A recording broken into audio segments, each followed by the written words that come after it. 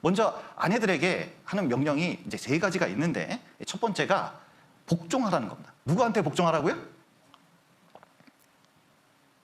저 아내들 분만 얘기해 보겠습니다. 예. 자, 누구에게 복종하라고요? 이렇게 목소리가 작으면 안 되는데. 자, 누구에게 복종하냐면 자기 남편에게, 남편 아닙니다. 자기 남편에게 복종하기를 죽게 하듯 하라고 이제 말씀하고 계셔요. 근데 이제 많은 이제 배운 분들이 아이고 역시 성경은 옛날 책이요. 시대에 안 맞아. 이렇게 이제 생각할 수 있습니다. 정근대적이라고 생각할 수도 있어요. 그런데 그렇지 않습니다. 이건 망고불변의 진리예요. 특별히 많은 분들이 성경을 읽으면서 특히 자매님들에게 듣는 얘기가 아니 이 말씀만 안 하셨으면 좋겠다고. 또 어떤 분은 아니 가정생활 속에서 남편을 복종하는데 복종보다도 사랑하라 이게 더 중요한 말씀 아닐까요? 물론 성경에 남편과 자녀를 사랑하라고 되어 있습니다. 사랑이 중요하죠. 그러나 남편에 대한 진정한 사랑이 어떻게 나타나 있느냐? 그 복종입니다. 남편은 아내가 어떨 때 자기를 사랑한다고 생각을 하냐면 사랑은 사람들이 자꾸 감정적으로 이해를 하잖아요. 그런데 복종은 의지적인 측면이 많이 들어가 있습니다. 아무리 남편이 못나 보여도 하나님께서 그 권위를 주셨기 때문에 뭐냐면 그 하나님을 믿고 그리고 하나님을 경외하고 남편도 경외하는 마음을 가지고 의지적으로 복종하는 거예요. 살다 보면 좀 사랑이 식어질 때도 있죠. 좀 실망스러울 때가 있죠. 여러분 좀 남편하고 살아보니까 남자가 괜찮은 것 같습니까? 어휴, 이렇습니까? 실망스러울 때가 있죠. 미워질 때 있죠. 그래도 진짜 믿음이 있다면 구원을 받았다면 하나님을 믿는다면 좀 그리스도를 경외함으로 피차 복종하는 것처럼 여기 한번 보시죠. 33절 보시죠. 그러나 너희도 각각 자기 아내 사랑하기를 자기같이 하고 아내도 그 남편을 어떻게 하라고요? 경외하라. 경외하는 마음으로 이렇게 하라는 겁니다. 교회도 마찬가지예요. 교회도 훌륭한 목사님과 훌륭한 임원만 있는 게 아니에요. 일꾼이 다 훌륭한 게 아닙니다. 때때로는 미워질 때도 있고 문제가 있을 때도 있어요. 교회 안에서도 그러함에도 불구하고 뭐냐면 순종의 태도를 가지면 교회 안에 진짜 사랑이 넘칠 수밖에 없어요. 가정도 마찬가지입니다.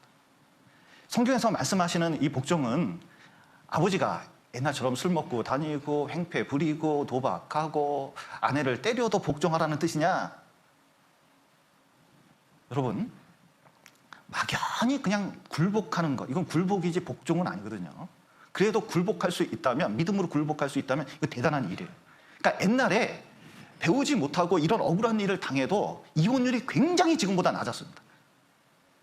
그리고 가정을 지켜낸 거예요. 왜? 자식 사랑하는 마음 때문에, 가정을 지켜야 된다고 하는 마음 때문에. 그래서 가정이 지켜져요.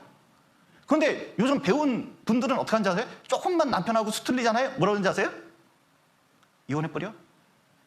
이혼해버려? 이렇게 나가요. 얼마나 무서운지 몰라요. 자기 수틀리면 그렇게 생각하는 거예요. 그런데 성경에서는 이 복종을 이해하는데 이 복종은 그런 식의 굴복은 아니지만 그리스도와 교회를 설명하면서 진짜 우리가 그리스도에게 교회가 복종하듯이 복종하는 것이 필요하다는 것을 말씀하고 계셔요. 그래서 다시 읽어보면 여기 22절부터 24절까지 제가 다시 한번 읽겠습니다. 아내들이여 자기 남편에게 복종하기를 죽게 하듯 하라. 이는 남편이 아내의 머리됨이 그리스도께서 교회의 머리됨과 같음이니 그가 친히 몸의 구주시니라. 그러나 교회가 그리스도에게 하듯 아내들도 범사에 그 남편에게 복종할지니라. 예.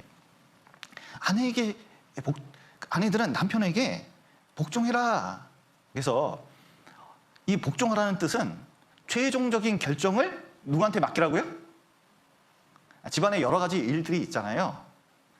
그러면 의논할 수 있어요.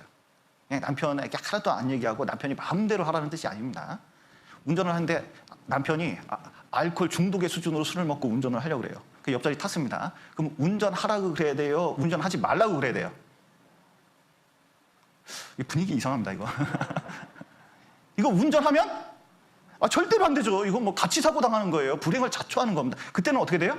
말려야죠. 우리가 어떤 의견을 얘기할 때는 솔직하고 그리고 중요한 의견 같은 건 교회에서도 말을 합니다. 그리고 의논을 거쳐서 결정을 하잖아요. 남편도 아내들의 의견을 잘 듣고 웬만하면 아내의 의견을 들어서 결정을 대부분 하죠. 그런데 아내의 의견이 진짜 잘못될 때도 있거든요. 그런데 그때 결정권은 누구한테 있어요? 남편에게 있다는 것을. 그리고 남편에게 어떤 의견을 개진할 때도 내 뜻대로 한다 이걸 결심하고 하지 말고 남편에게 어떻게 해요? 결정권을 이양하면서 뭐냐면 이걸 얘기를 해야지. 여보, 세탁기 사야 돼. 잘 돌아가던데 사야 돼. 이렇게 나가면 안 된다는 거죠. 그래서 특별히 이제 신앙이 남편이 잘못될 때 그걸 따라갈 수는 없어요. 여기 한번 보시죠. 고린도전서 11장 보시겠습니다.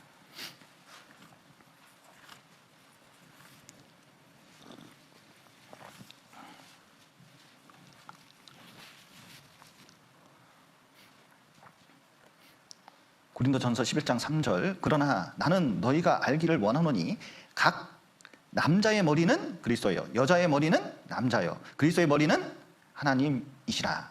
자, 보십시오. 여기 순서가 있죠. 하나님하고 예수님은 동등할까요? 차이가 날까요? 하나님, 성부 하나님도 하나님, 성자 하나님도 하나님, 완전히 동등하신 분입니다. 그런데 질서를 세우기 위해서 어떻게 하냐면 성부 하나님이 성자 하나님께 명령을 하고 성자 하나님은 그것을 순종해요. 질서를 세우셨습니다. 자, 남편과 아내가 있습니다. 동등합니까? 안 동등합니까? 완전히 동등해요. 그런데 가정을 세우기 위해서 어떤 일을 이루기 위해서 뭐냐면 남편이 아내의 머리가 된다는 거예요. 그래서 여기 보면 질서가 있습니다. 하나님, 예수님, 남편, 아내 질서를 세워놨다는 뜻이에요. 그런데 남편이 교회를 안 나와요. 딴 교회를 다녀요. 이단 교회를 다녀요. 그거 따라갈 수 있습니까? 없습니까? 그건 없어요. 왜냐면 하나님 말씀하고 안 맞으면 남편이 얘기해도 따라갈 수는 없는 거예요. 아나니아 삽비라가 잘 보여줍니다. 아니, 아나니아가 재산 자기 절반 바치면서, 절반 바치는 거 얼마나 훌륭한 일이에요. 그렇게 하면 되는데 세상에 다 바치는 것처럼 교회에 광고하고 다녔습니다.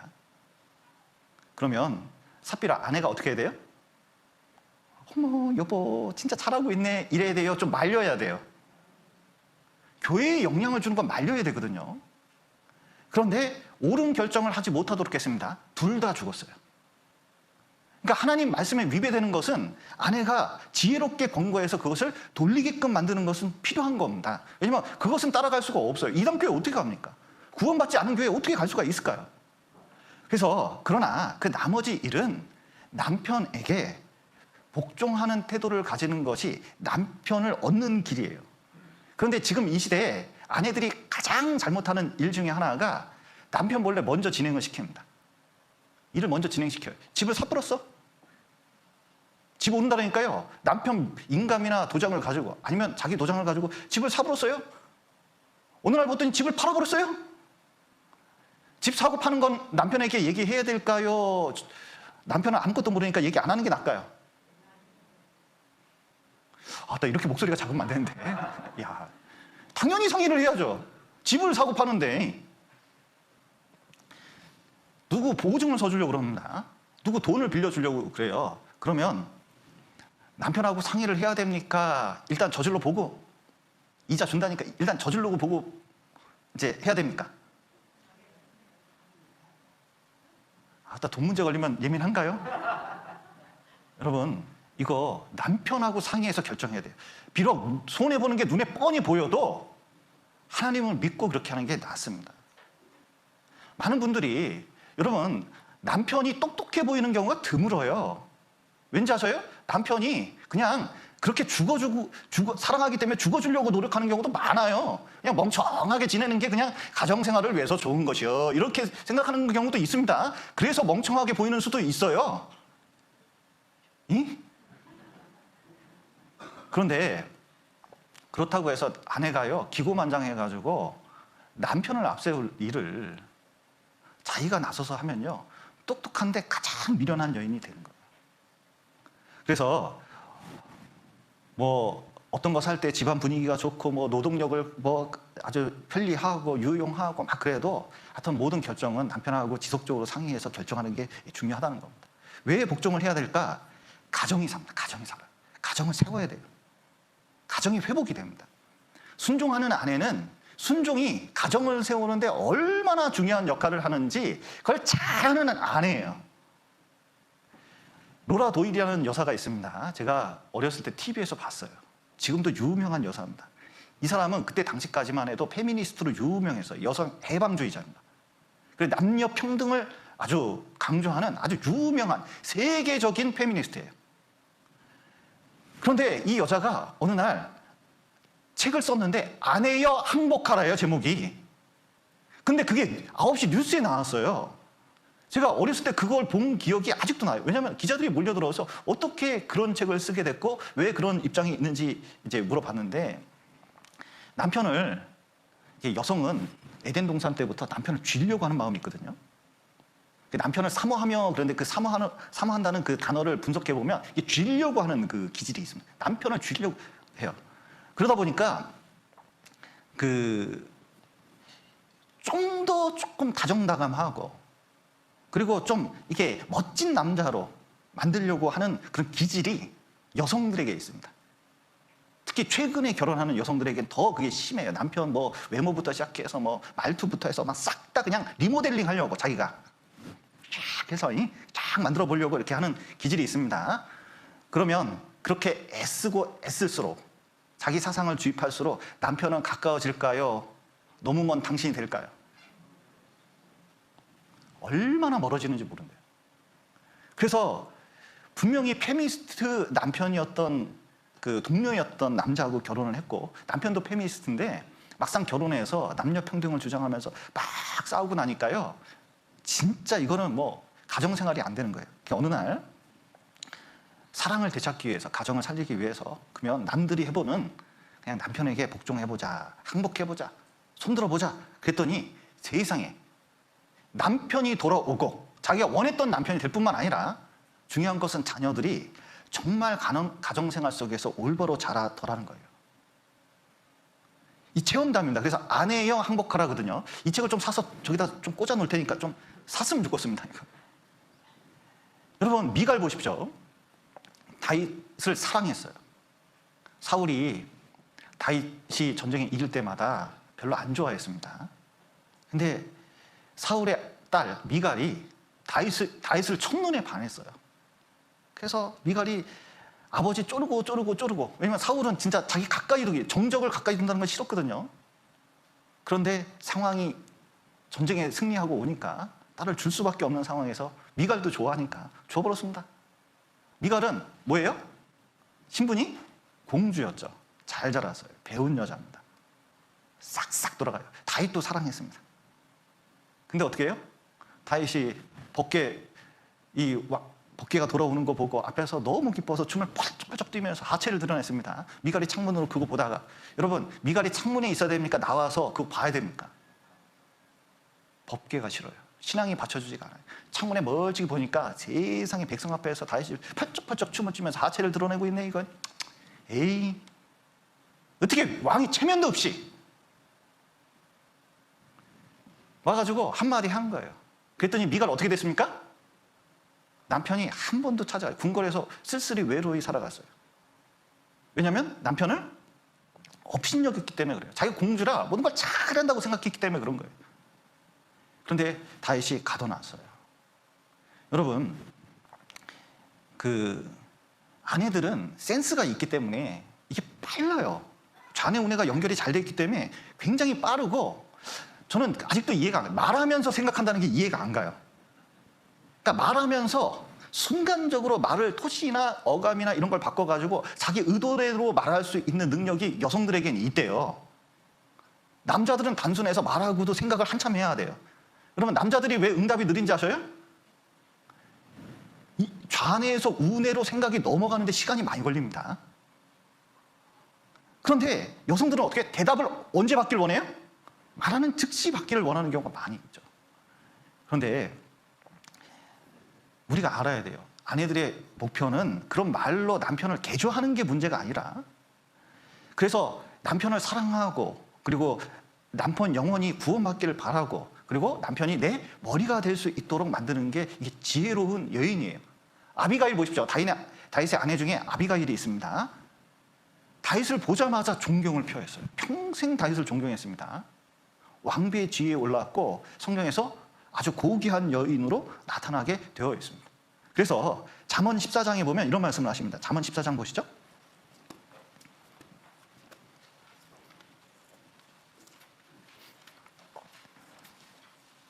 14장 1절입니다.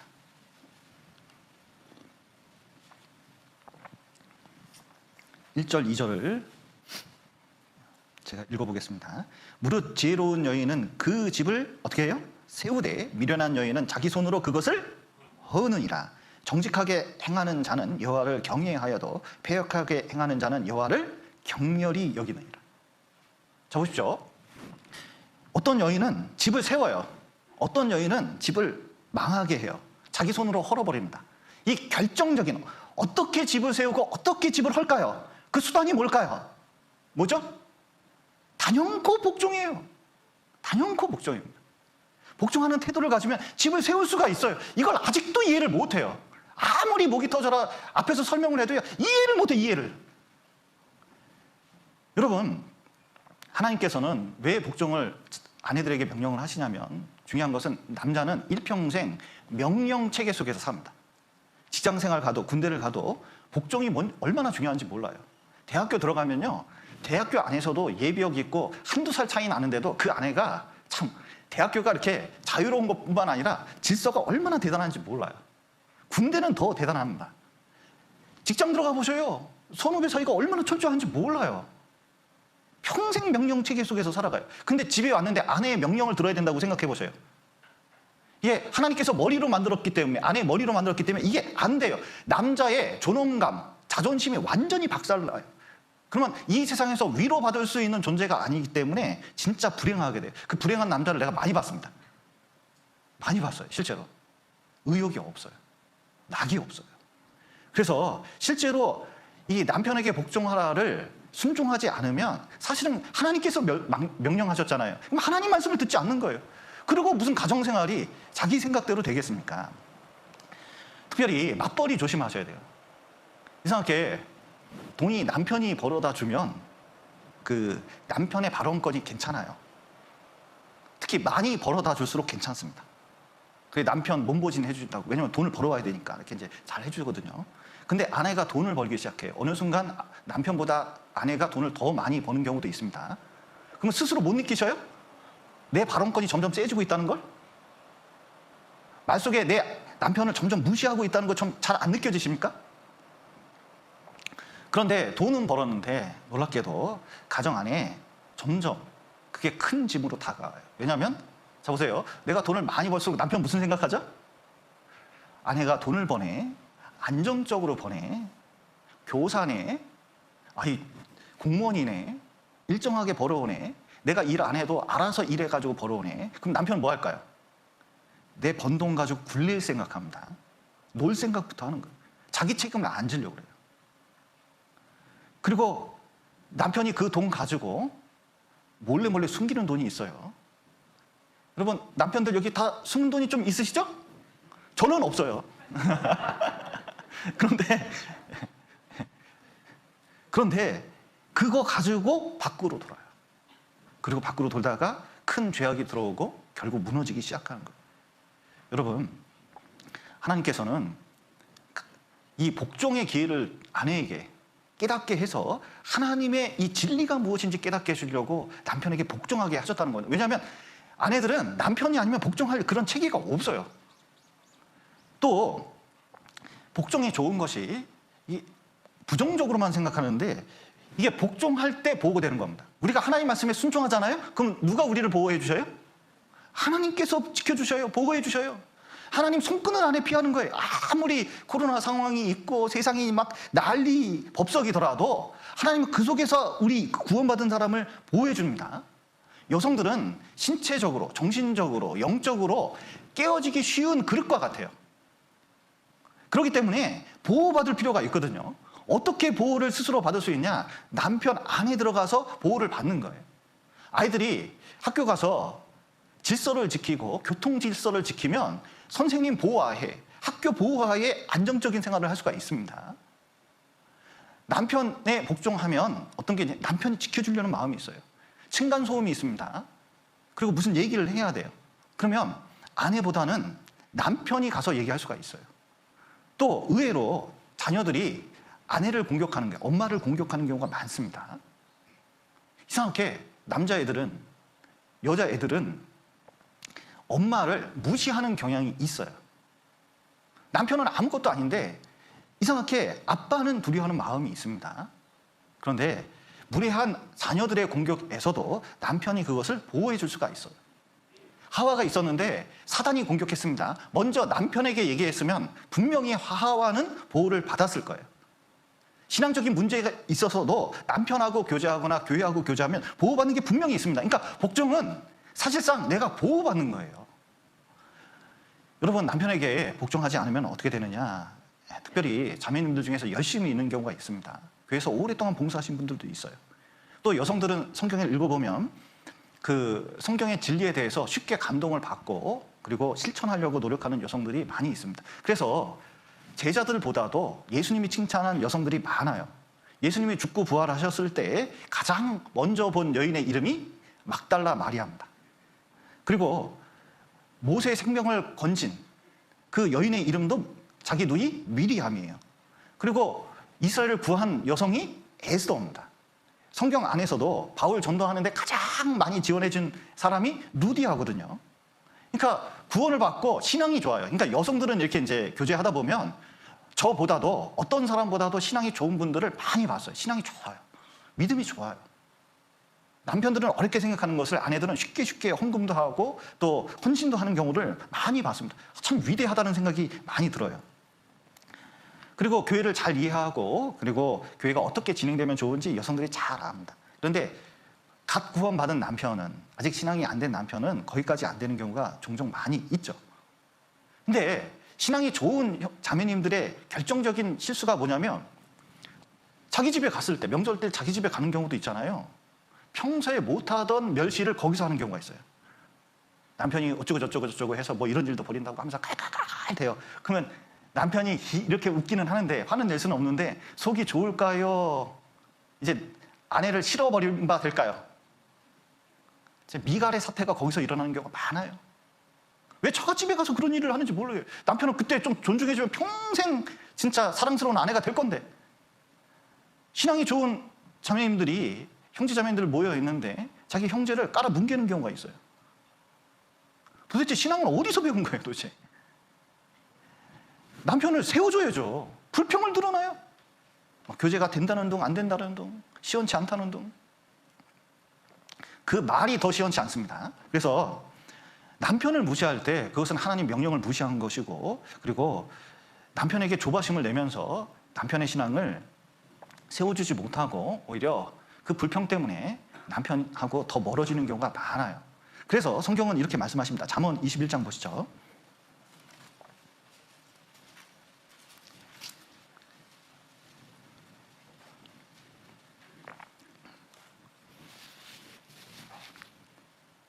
잠언 21장 9절입니다. 21장 9절. 다투는 여인과 함께 큰 집에서 사는 것보다 움막에서 혼자 사는 것이 나으니라. 이 다투는 여인이라는 게 남편 말을 안 들어요. 맨날 싸워. 교회도요, 무슨 결정을 하려고 그러는데 말을 안 들어요. 말을 안 해요. 같이 행동을 보조를 안 맞춰요. 하기가 싫어요. 여러분, 가정 안에서도 남편하고 뭐가 안 맞아요. 자꾸 뭔가 어깃장을 놓으려고 그래요. 그러면 남편이 집에 들어오고 싶을까요? 그냥 혼자 사는 쪽으로 갈까요? 왠지 아내가 친정 간다면 남편이 기뻐하든가요? 슬퍼하든가요? 한 일주일 다녀온다 그러면 좋아하든가요? 나빠하든가요? 우리의 상태를 잘 알 수가 있습니다. 또 보실까요? 19절. 다투며 성내는 여인과 함께 사는 것보다 광야에서 혼자 사는 것이 나으니라. 여러분, 다투며 성내는 여인이 있습니다. 왜 다투고 성낼까요? 여러분, 남편하고 왜 다투며 성내죠? 말 안 듣는다고. 이렇게 했으면 좋겠는데 자기 고집대로 하려고 하는 거예요. 그러니까 다투며 성내죠. 조종하려고 그러는 거예요. 요즘 전문적인 용어로 가스라이팅입니다. 내 말을 듣게 만들려고 하는 거예요. 그런데 그럴수록 남편이 어디에 있어요? 광야가 어디죠? 세상입니다. 세상에 머무는 걸 정말 좋아해요. 여러분, 폭우는, 비가 오는데 마침 폭우는 남자를 집안에 가둬두지만 악천은 남자를 밖으로 쫓아낸다는 유명한 말도 있습니다. 남편이 세상 밖으로 나가요. 나가서 안 들어오는 경우도 있어요. 광야를 헤매는 경우도 있습니다. 그리고 27장 보시죠. 잠언 27장.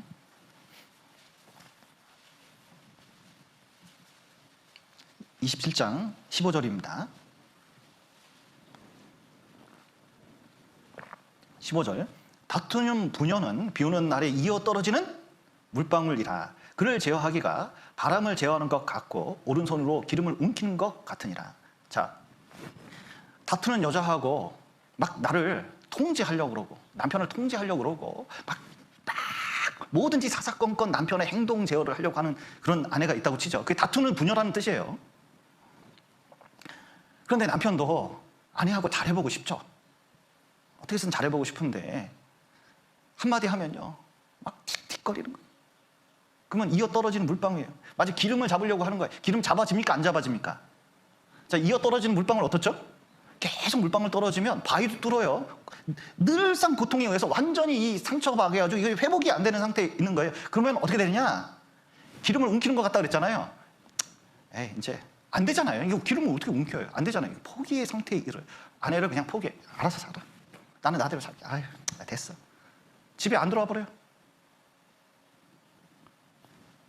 그러니까 문제는 이렇게 되면 전도하려고 그렇게 했는데 사실상은 전도가 안 되는 경우가 얼마나 많은지 몰라요.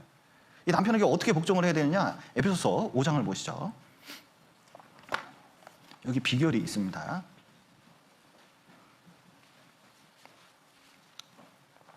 5장 22절. 아내들이여 자기 남편에게 복종하기를, 그 다음 같이 읽겠습니다. 죽게 하듯 하라. 예.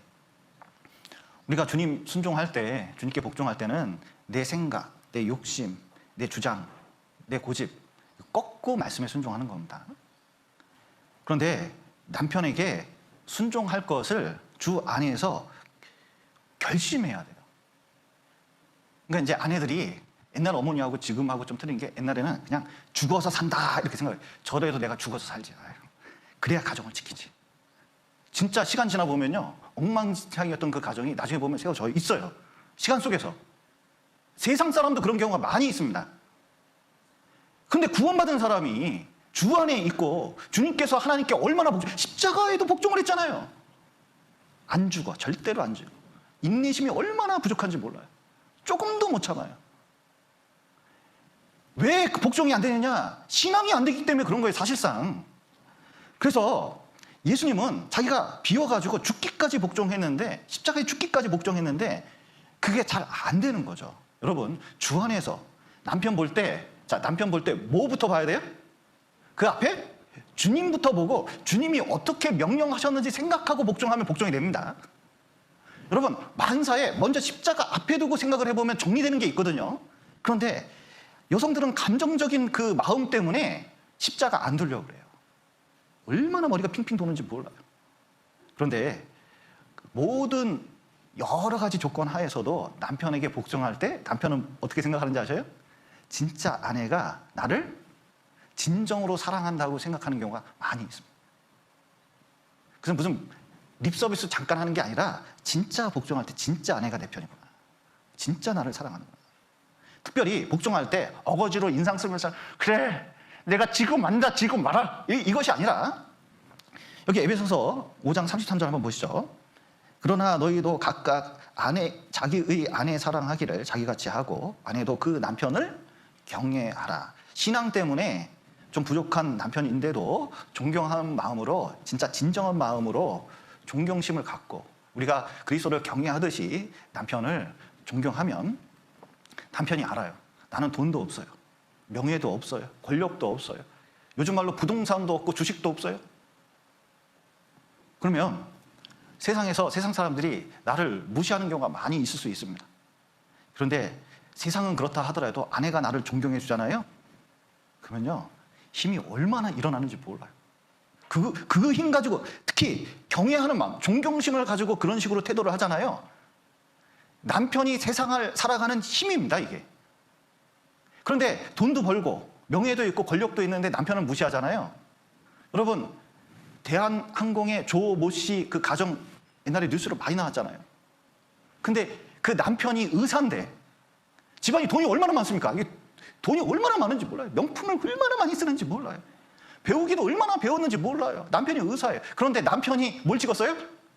집안에서 애한테 소리치고 자기한테 소리치는 걸 찍어가지고 SNS에 올려가지고 얼마나 문제가 됐습니까? 보니까요, 하나도 안 부러워. 남편이 뭐라는 거예요? 너 두고 보라고. 근데 그 상태를 누가 만드느냐? 아내가 만드는 거예요. 순종하고 존경하고 이렇게 했으면 하나님이 이끌어 주셔요. 자, 보셔요. 여기 베드로 전서 3장입니다. 3장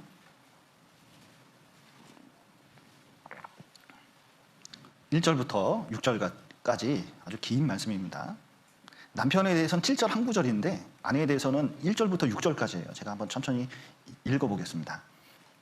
신약성경 380페이지 베드로 전서 3장 1절부터 제가 읽겠습니다. 아내 된 자들아, 이와 같이 자기 남편에게 순복하라. 순복이 뭐냐면 순종하고 복종하라, 그런 뜻입니다. 이는 혹 도를 순종치 않는 자라도 말로 말미암지 않고 그 아내의 행위로 말미암아 구원을 얻게 하려 함이니 너희의 두려워하며 정결한 행위를 봄이라.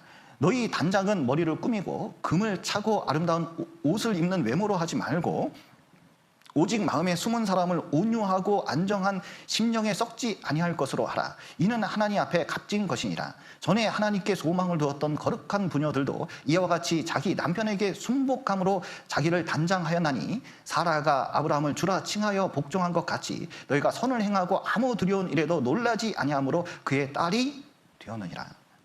자, 이렇게 사라 예를 들었는데요. 사라가 이렇게 남편 따라서 그 좋은, 우리식으로 하면 서울에서 아프리카로 이민 갔습니다. 여기 갈대아 우르에서 진짜 번성. 세상에 그때 당시에 하수도 시설이 있었어요. 도서관이 있었어요. 얼마나 시설이 좋은지 몰라요. 그런데 거기를 떠나가지고 이 사막으로 해가지고 가나안 땅에 딱 들어갔는데 세상에 뭐 하나님이 점지해줬다고 해가지고 뭐 가봤더니 세상에 주인이 이미 있어요. 게다가 가자마자 우리식으로 하면 IMF 만나죠. 완전히 황폐돼가지고요. 애굽으로 내려갔다 올라오는데 내려가면서 그러는 거예요. 여보, 오긴 왔는데 너무 힘드네. 우리 하나님 말씀 그렇더라도 저기 애굽에 좀 내려가야겠어. 근데 내려가는데 거기 먹을 것이 있대. 그러니까 살려면 어쩔 수 없지. 그런데 당신이 너무 예쁘잖아. 그런데 당신이 예쁘니까 남들이 나 죽이고 당신을 취할 수도 있으니까 온우이라고 하자. 그러면 나한테 지참금 가져와서 분명히 결혼하려고 그러면 내가 지참금 많이 불러가지고 한 100억 불러가지고 안 된다고 하면 우리들이 오손도손 이렇게 살면서 좀 버티다가 다시 좀 경기 좋아지면 올라가고 뭐.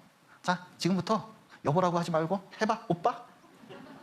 실제로는 사촌 오빠였거든요. 그러고 내려갔어요. 자, 그러면 아내 마음이, 사라 마음이 좀 안심이 됩니까? 좀 이상합니까, 지금? 그거 좀 이상하네. 그래서 이제 여보라고 안 부르고 오빠? 그러면서 이제 그래서 지금도 사람들이 자꾸 남편을 오빠라고 부르는지 모르지만 하여튼 내려와가지고 있다가 소문이 났어요. 이 시대에 김태희 왔다고. 여러분 보십시오. 우리나라 여성이 예쁩니까? 서양 여성이 더 예뻐 보입니까? 이상하게 서양 여성이 이목구비가 뚜렷하고 더 예뻐 보이는 경우가 있잖아요. 이상하게 갈대아 우르에서 도시 여성이고 살아갔다가 오니까요. 그 미모가 막 애굽에 소문이 나서요. 이 시대 김태희가 왔다고 막 난리가 난 거예요. 근데 소문 해가지고 누구한테 귀 들어가면 애굽 왕아 바로에게 들어갔네요? 그렇게 예뻐? 거기는 일부 닫혀져 있거든요. 그러니까 아이 지참금 주지 뭐 100억 쏴! 아브라함은 막 이게 난리가 난 거예요. 왜냐하면 사라를 통해서 하나님께서 약속하신 메시아가 나와야 되는데 완전히 어우러지게 됐잖아요. 중요한 건 남편은 믿을 만하지 못했어요. 완전히 어깃장이 났습니다. 부족한 남편이에요. 그런데 남편에게 순종했더니 누가 도와주셨어요? 하나님이. 하나님이 나타나셔서 싹 다 정리해버렸습니다. 애굽 왕이 감히 사라를 만지지 못하게 했어요.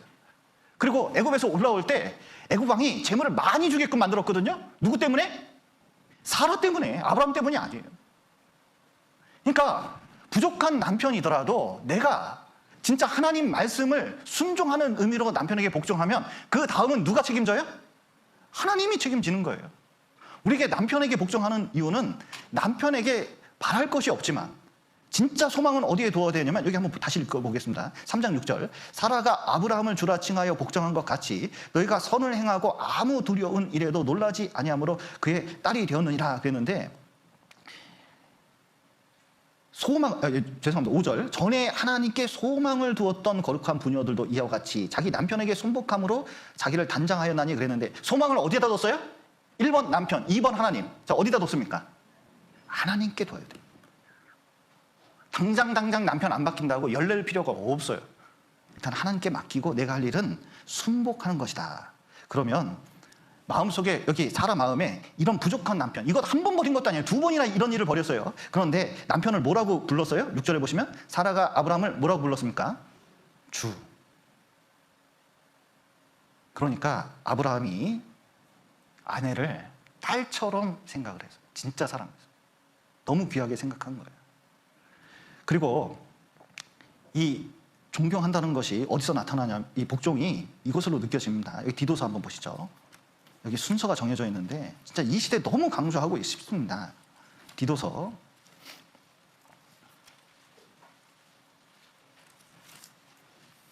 2장 4절입니다.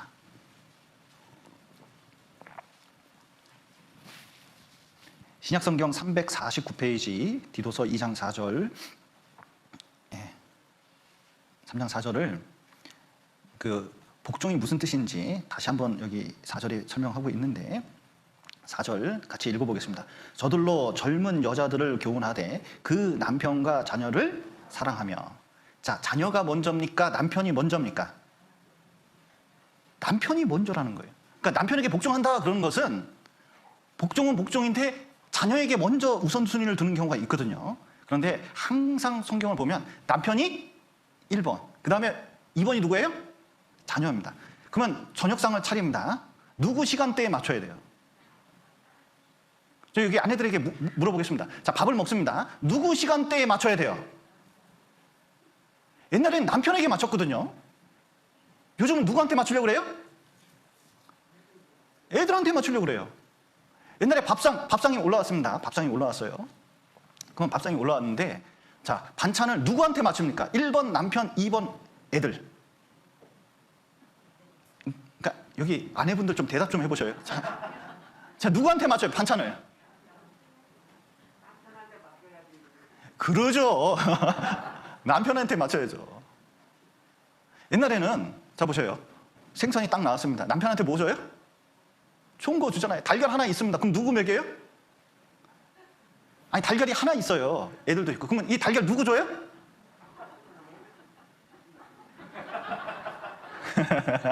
아따, 이걸 설명하기 힘드네. 그러니까 세월이 이렇게 변했어요. 세대 차이가 이만큼 나는 거예요. 남편 줘야죠, 남편. 내가 잘 먹고 잘 살려고 그런 게 아니에요. 아, 진짜로. 왜 그런지 아세요?